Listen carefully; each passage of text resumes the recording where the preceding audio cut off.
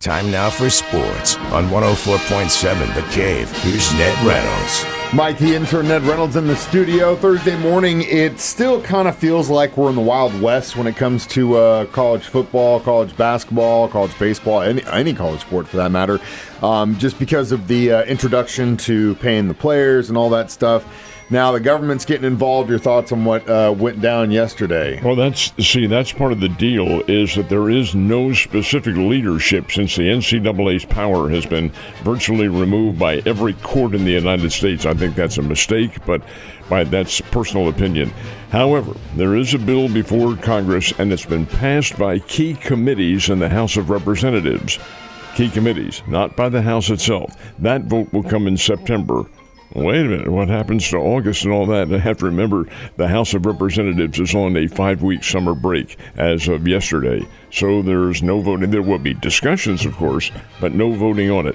So once it gets back, this bill, which does in fact give some of the power back to the NCAA, it's really complicated, too complicated to get into.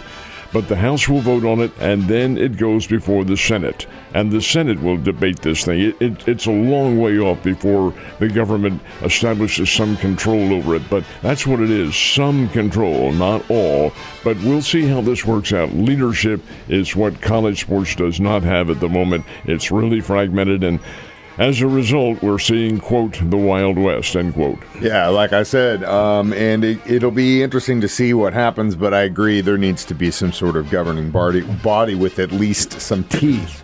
We're back in the United States when it comes to golf this weekend, aren't we? Yeah, the 3M Classic is in Minneapolis, and it starts today. This is not one of the biggies. It doesn't have a huge purse, but it does carry FedEx points. Now, what are the FedEx points? Well, that's what the players are shooting for, the big payday, the FedEx tournament, which will start probably in very early next month in August and culminate with the Players' Championship in Atlanta on the Labor Day weekend or in and around that time. And there's a lot of money. The winner of that one gets $20 million individually, personally.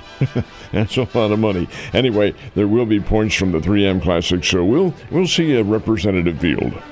Definitely will, and we've got the Hall of Fame enshrinement happening this weekend, don't we? This is the Baseball Hall of Fame, and it's coming up in Cooperstown, and we'll see 5 individuals being inducted, Ichiro Suzuki being one of them. Of course, he's the record holder for single season in baseball, he's a record holder for hits.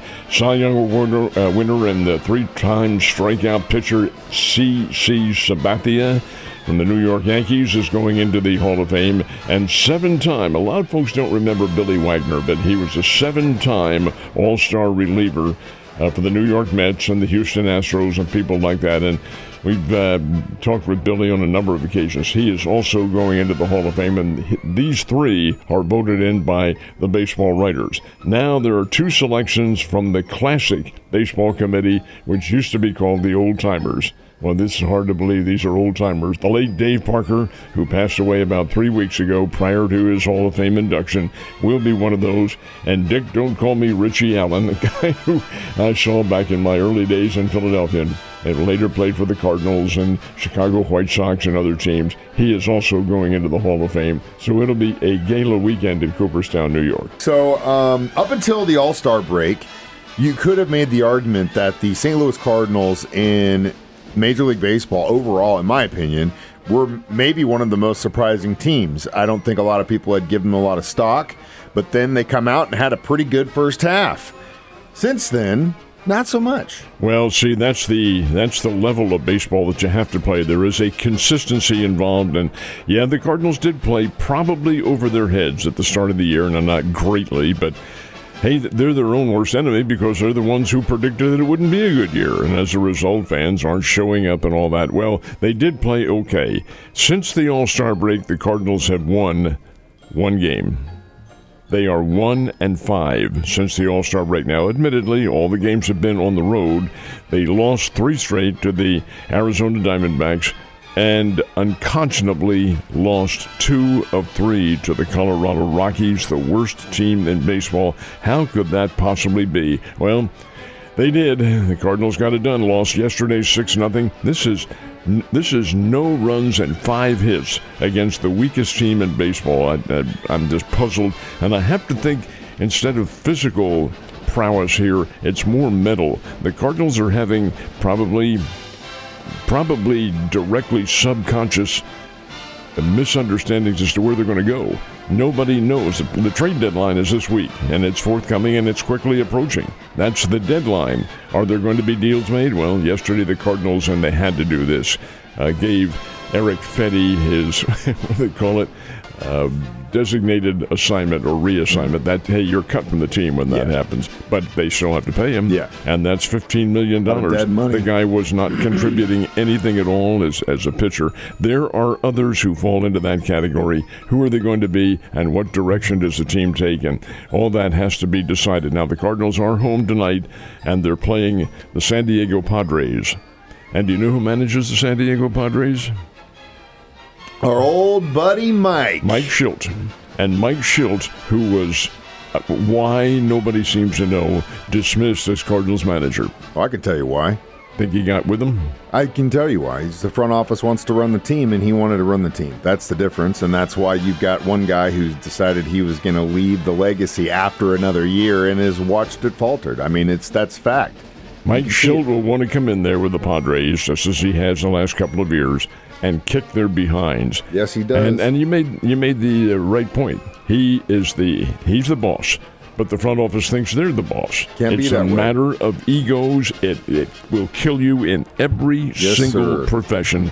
And, we'll see what happens. Anyway, the Padres and the Cardinals tonight, it's a 4-game series. I love Schilt, man. I worked with the Springfield Cardinals for a long time while he was with them, and I thought he was awesome. And then when he went to St. Louis, I thought he was awesome, and it was heartbroken when he left. And honestly, that's why I stopped watching the Cardinals to begin with. All right, Kansas City Royals.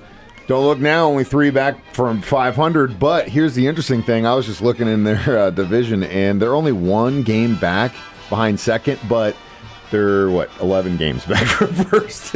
Well, that's from the championship level, but they're in the hunt with a wild card, but it's going to be a very fractious circumstance because there are so many teams in front of them, and that is tough. But what the Royals did was go in and whip the Chicago Cubs 2 out of 3, beat them yesterday 8-4. Vinny Pasquantino unloaded a couple of, they were huge home runs, folks, and had 4 RBIs, and the Royals continue to win. Now, they take today off, and then they come home for a series at Kauffman Stadium with the Cleveland Guardians. Springfield Cardinals won last night 4-0 over the Tulsa Drillers. Springfield is a very good baseball team, folks, and I think the odds-on favorite to win the Texas League Championship in September, but we'll see what happens.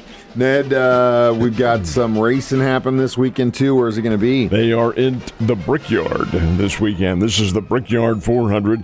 The Brickyard, of course, is the Indianapolis Motor Speedway, one of the famed racing venues in the world. Now, in the past several years, the Indianapolis Motor Speedway, folks, has a road course that intersects with the oval course, and it has been a road race.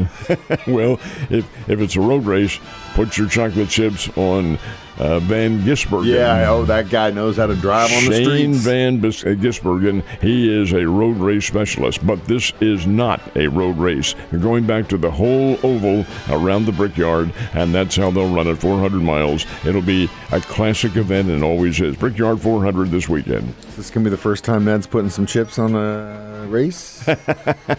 No. I'll see you tomorrow.